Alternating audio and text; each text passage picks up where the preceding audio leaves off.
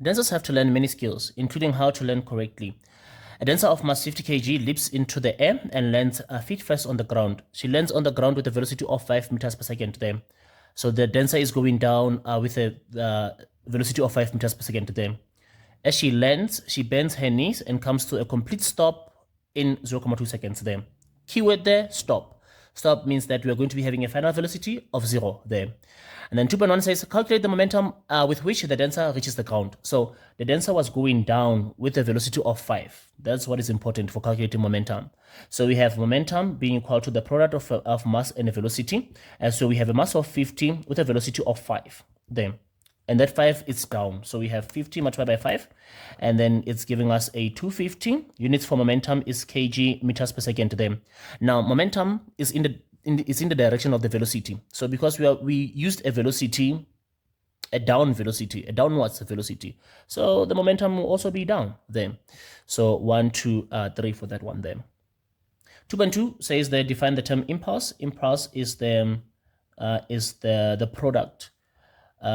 It's a product of the product of a net force, the product of a net force and the time. The product of a net force and the time. The net force acts. The time the net force acts on an object there. It's a product of a net force and the time the net force acts on an object. If you got that one, 2 marks for that there. 2.3. Calculate the magnitude of the net force acting on the dancer as she lands there. So we are calculating the force, and that means that we must calculate first the change in momentum there. We must calculate first the change in momentum in order for us to calculate the force, because we have the time there as well. So let's see there. Now, so what we have here, we have a dancer going down with the initial velocity of 5 down. And then as she lands, she experiences a force up there. Definitely the force on her feet will be up there. So we are going to choose up as positive. So we have this initial velocity there of 5 meters per second there. And then we have the final velocity of 0 because she lands and stops there. Now, she experiences a force. Now, this 5 is down. She experiences a force upwards. So we choose up as positive. So that means this downwards is going to be negative there, because the force that she experiences opposes that downward motion there.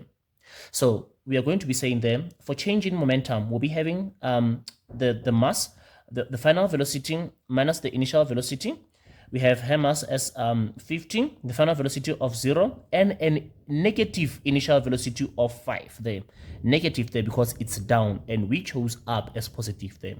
So it's going to be 50, 0, negative, negative, positive, 5. And then there we have 50 times 5. We have 250 kg meters per second there. Our answer is positive, therefore it's up there. The change in momentum is up there. So what do we do with that? We use the change in momentum there to say that impulse, the product of a net force and the time is equal to the change in momentum. So we'll be having the net force and we have a time of 0.2 seconds. The change in momentum is 250 there. So the change in momentum is 250. So it's going to be divide by 0.2 here to cancel there. We are left with the net force there. Do so also on the right hand side there. And then we have 250 divided by 0.2. Divide that by 0.2, it's giving us 1250 newtons there. And that answer of ours is up, so it's positive, so therefore it's up there. As we said that it will experience a force up as there. So I think here 1, 2, 3, 4, it's proper there. And then now it says now that 2.4 there, it says, will the force, assume that the dancer performs the same jump as before, but lands without bending her knees. If she doesn't bend her knees, she will experience a greater force. Definitely. She bends her knees so that she experiences a lesser force. But if she doesn't bend her knees, she experiences a greater force there. Why? Because the relationship between net force and time, the relationship between net force and time. When she does not bend her knees, contact time, she decreases contact time. She lands fast. Contact time decreases. Contact time decreases for the same change in momentum. For the same change in momentum, let's have that something constant here. for the same change in momentum there. For the same change in momentum, by not bending her knees, she increases the contact time. For the same change in momentum there, so this remains the same there. And the thing is that the relationship between time and net force is that they are inversely proportional.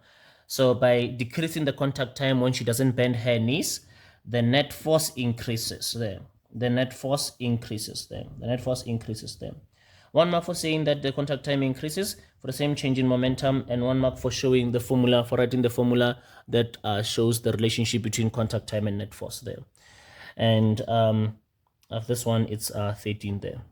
Give yourself 13 there. Okay.